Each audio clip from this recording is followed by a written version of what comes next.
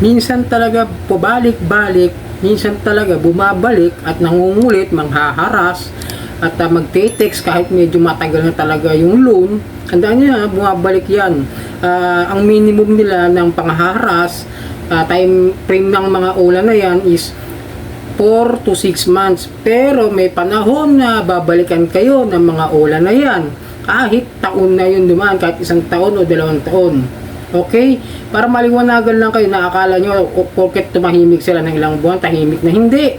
Bumabalik at bumabalik yan. Pero paunti-unti, hindi katulad nung una talagang halos mayat maya, halos oras-oras, minuto, segundo, magko-call, magsesend ng kung ano-ano mga pagbabanta sa inyo.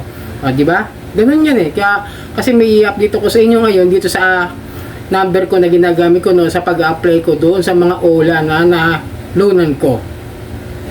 Pero bago ko i-share ulit sa inyo itong nararanasan ko ngayon, may natatanggap na naman kasi ako mga harassments, no?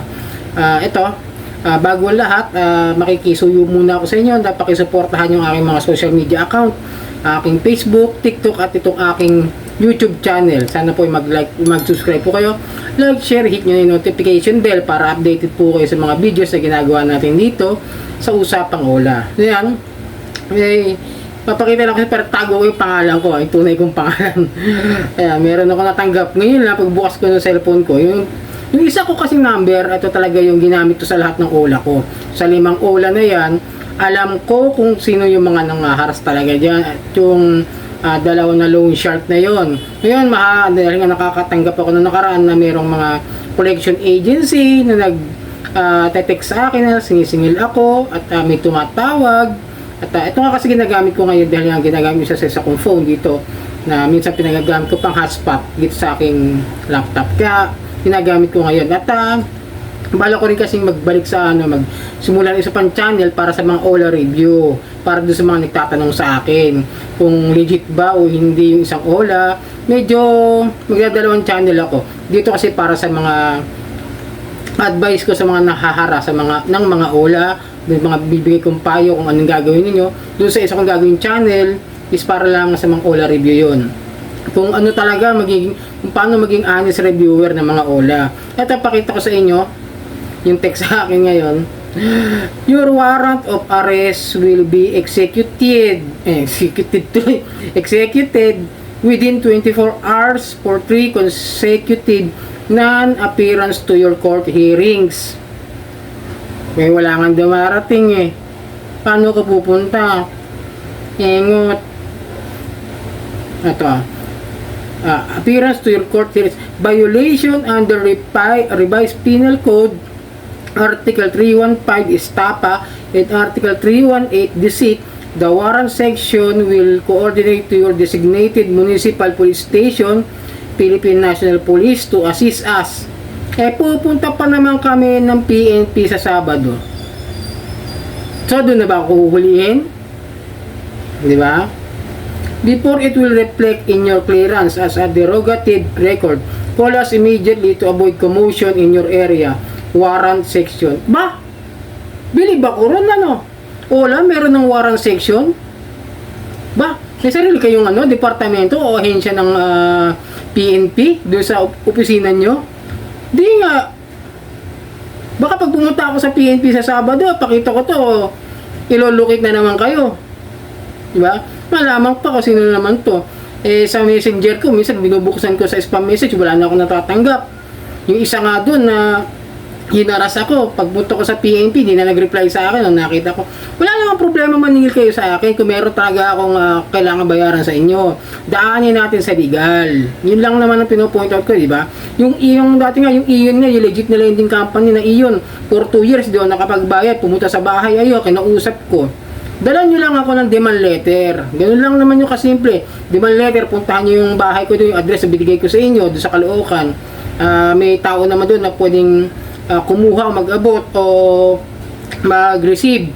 Kasi kilala naman ako roon. Kasi nga malayo yung bahay namin dito sa pinagtatrabaho, kaya dito ako sa Valenzuela. Pero kung doon, meron naman, tapos pinaforward naman sa akin yun pag may dumarating na mga demand letter sa akin at doon ako nakikipag-coordinate. Kasi kung ganito lang yung i-text nyo sa akin, hindi ko naman kayo kilala, mga Poncio Pilato. Sino babayaran ko rito? Hindi kayo nagpapakalala kung ng Ola company kayo. Di ba? Paano ako makikipag-coordinate? Paano ako makikipag-legal settlement kung ganyan? Magbabantaan na kayo na kailangan for 24 hours. Kailangan magbayad ako. Kasi babayaran ko. Ano babayad ko?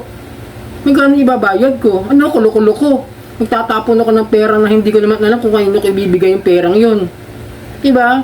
Kung talagang gusto niyo ng legal settlement na maayos na pakiusapan na pagbabayad, bigay niyo sa akin yung Ola company niyo, tapos bigay niyo sa akin yung tamang reference ID ko. Kasi wala na akong install dito sa mga cellphone na to dahil yung ginagamit ko cellphone ay dahil puno na ng harassments yun. Dahil yung mga panahon niya, sobrang stress ako sa ginagawa yung harassment sa akin noon. O ngayon, meron na naman natanggap nito. At totoo lang, natawa na lang ako eh. Nung natanggap ko ito, bukas ko ng phone ko ngayon. Iba dapat ang gagawin ko content about sa CIC, kung ano yung mga update sa CIC ngayon. Eh, nakakita ko, bigla may nag-send sa akin ng ganito. Diba?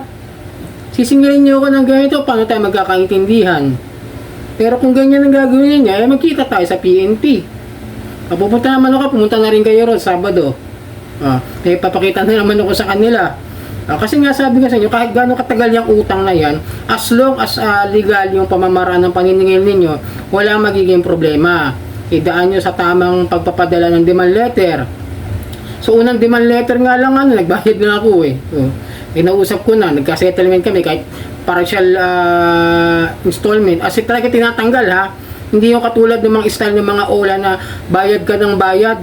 Diba yung sinasabi nga na extension, magbabayad ka buwan-buwan, hindi lang pa nawawala yung principal amount.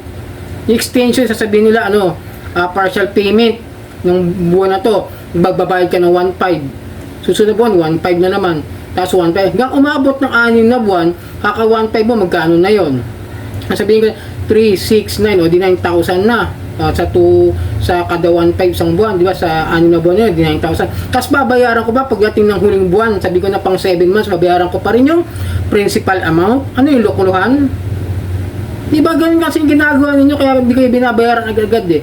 Paano magkakalinawan? So sakasakali magbabayad, di man pala nawawala yung utang. Ginawa nyo lang ang pangkabuhay yung showcase yung mga binabayad sa inyo. Eh kung talagang legal kayo, humarap kayo ng tamang pamamaraan, tamang paniningil. Hindi magte-text kayo na 3 consecutive non-appearance sa korte. Eh wala namang pinapadala sa akin na summon sa korte, galing sa Municipal Trial Court o sa Metropolitan Trial Court o sa Small Claims Court. Wala naman Ano kakaso nyo stapa? Eh lahat ng mga ginamit kong ID sa inyo is legit. Lahat yun, address ko yun. Lahat yung totoong address ko yun na pwede nyo puntahan sa bahay. Kaya nakapag-loan ako sa mga legit na lending apps like iyon eh. Di ba? Sample ko lang yun, example ko lang. Kasi kung ganito ang galawan ninyo, ay gusto ko magharap tayo, siyempre. Gusto ko makakita ng personal yung mga agent ninyo. Para malaman ko kung talagang lehitimo yung ginagawa ninyong pamamaraan. Para naman di kayo nagagawan kasi ng kaso ng unfair debt collection practices. Ito yung galawan nyo eh. Diba? Kaya ang daming hindi nagbabayad sa inyo dahil sa ganito. Tama si Boss Ray. Kung tama yung paniningil, tama yung magiging settlement. Magbabayad yan, mahihiya yung nagkautang. Pero kung ganito, katulad yan, ako kasi kung yung isang iniisip ko itong Ola na ito, eh sobra-sobra na naibayad ko dito. Yung isa maaari, ewan ko kung ito, kasi dalawa na lang yung Ola na, yung isa talaga, may utang ako ron na malaki kasi yung binawa sa akin, tapos hinaras na ako bago pa ako mag-due date. Na-post na ako sa social media, di ba? Ito naman, kung ito yung iniisip ko na sobra-sobra na naibayad ko, magkita tayo sa PNP. Total sinabi naman magsasama kayo ng ng Municipal Police Station at ng PNP to assist us. Sasabihin niya, ba? Ibig sabihin, magsasama kayo ng police para puntahan ako sa bahay ko. Panindigan nyo. Kung papayag yun, kasi ako pupunta ako sa PNP mismo. Papakita ko itong text ninyo. Nakalagay pa nga rin sa cellphone ko, report the suspected spam. Di ba? Spam, ibig sabihin gumagamit na naman kayo ng mga peking SIM na na hindi nakarehistro. Eh di ba bawal yan? Di ba number ang lalabas? Di ba dapat lalabas na yung mga rito? Kung ano yung mga pangalan ng mga tumatawag. Kasi nakarehistro to dapat eh. Di ba ganun lang yung kasimple. Kung mananakot lang kayo, itakutin nyo yung mga hindi pa nakakaranas ng mga harassment ninyo. Ako dati na akong takot wala na akong tatako sa akin. Pag ako nagpunta na naman ng PNP, ewan ko na lang. Baka mamaya bumahag pa buntot ninyo pag nandoon na. Nasabi siya, kaya hindi kayo nababayaran dahil sa mga ganitong ginagawa ninyo. Diba? The warrant section, doon ako na-believe. Meron na kayong warrant section, meron na kayong sariling PNP dyan sa opisina ninyo. Na kung tutusin, pati yung pulis, wala namang pakialam sa inyo dyan Yung nakaraan nga, last year, di ba, may ni-raid, asawa ng pulis, yun ang utang, o di napuntahan dahil sa pangaharas na ginagawa ninyo. Kaya sabihin nyo, pupunta kayo doon sa PNP. Di wow. Di ba? Imbis na iba yung content ko ngayon, nagkaroon tuloy ako ng ibang content Di ba? Nagkakakontentan tayo rito Kaya sabi ko sa inyo, ayusin nyo yung paniningil, hindi yung ganito. Kung talaga may utang ako sa inyo na kailangan kong bayaran sa inyo, magpadala kayo ng mga tamang pamamaraan, demand letter. Sagutin ko yan, demand letter. Pagka hindi tayo nagkaintindihan, dalhin nyo sa korte, small claims court. Ganun lang kasimple. Magbabayad kayo. Ngayon, kung mataluan ako, ay babayar ko talaga yung mga attorney's fees. Kasi ganun yun, alam ko Kung sakaling manalo yung nagreklamo o nagsampa ng kaso at mapatunayan na sila nga yung karapat dapat na panigan ng korte, lahat ng gagastusin nila ako magbabayad. Ganun po yun. Pero kung ako manalo, di papakita ko itong mga message nyo ngayon na meron kayong harassment. Maaari pa kayo mawalan ng lisensya. Di ba? Mag-isip-isip kasi pag may time, wag araw-arawin yung kasyungahan. Kaya kayo hindi nababayaran, kaya hindi kayo binabayaran ng mga borrower ninyo dahil sa ganito So yun mga ka-Johnny, sinare ko lang Gulat lang ako. Pero hindi ako natakot, natawa ako pagbukas ko Sige mga ka-Johnny, pero makikisuyo lang ulit. Sana po isuportahan nyo ang aking mga social media account, itong Facebook, TikTok at itong aking YouTube channel. Maraming pong salamat at hanggang sa muli.